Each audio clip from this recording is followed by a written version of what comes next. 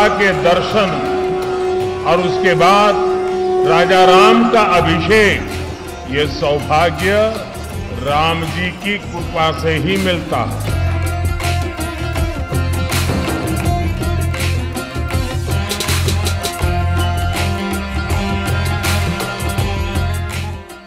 क्या प्रभु राम के अवतार हैं पीएम मोदी? रामायण काल से मोदी काल की तुलना क्यों?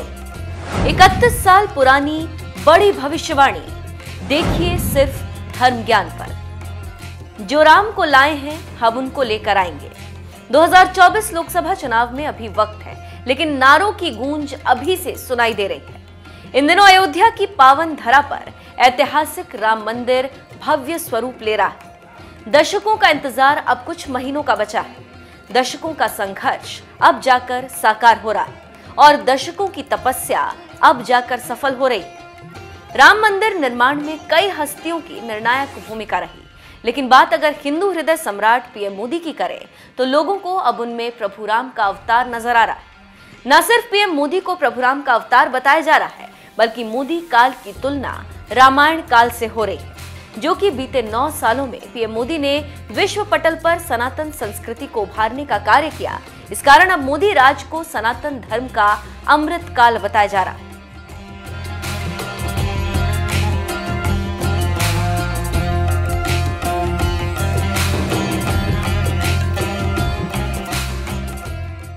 हाल ही में एक कार्यक्रम में बीजेपी नेता और राष्ट्रीय प्रवक्ता सुधांशु त्रिवेदी ने इशारों ही इशारों में पीएम मोदी को प्रभु राम का अवतार बता दिया।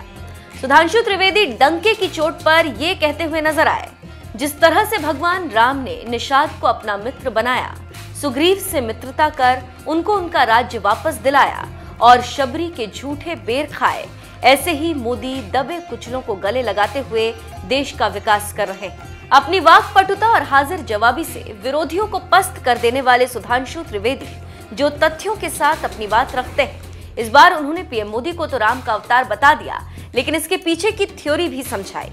इनका कहना था, ये संयोग नहीं हो सकता कि जब राम मंदिर निर्माण का फैसला आया तो देश के राष्ट्रपति दलित रामनाथ कोविंद थे, तो अब जब राम मंदिर का निर्माण हो रहा है तो राष्ट्रपति एक आदिवासी महिला द्रौपदी मुर्मू है। इतना ही नहीं, मोदी काल की तुलना राम काल से करते हुए सुधांशु त्रिवेदी ने यह भी कहा, यह हमारे लिए गौरव की बात है कि योग दिवस पर 130 देश हमारे अनुसरण करते हैं। सनातन धर्म 1 अरब 96,000 करोड़ साल पुराना है।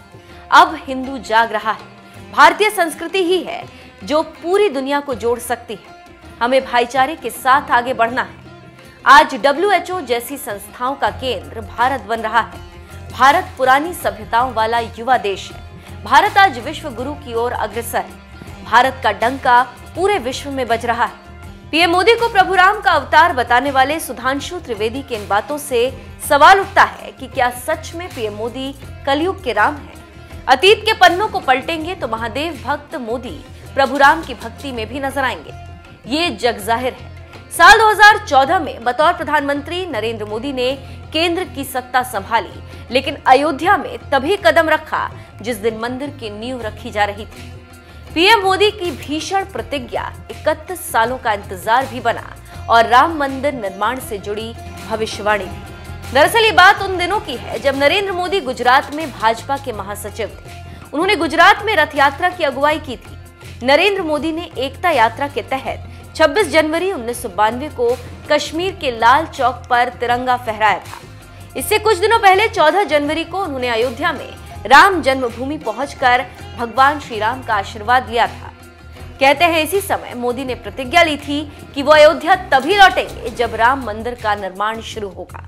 उनकी इसी प्रतिज्ञा से ये साफ होता है कि 31 साल पहले पीएम मोदी ये बात भली भांति जानते थे कि प्रभु राम का भव्य मंदिर उनकी मौजूदगी में बनकर रहेगा। उस दिन से लेकर आज का दिन 31 सालों का इंतजार 5 अगस्त 2020 को खत्म हुआ, जब पीएम मोदी ने खुद अपने हाथों से मंदिर की शिलान्यास पूजा को संपन्न किया। बहरहाल कलयुग में राम राज्य की बात करने वाले पीएम मोदी को प्रभु राम का अवतार माना जा सकता है। इस पर अपने विचार जरूर रखें।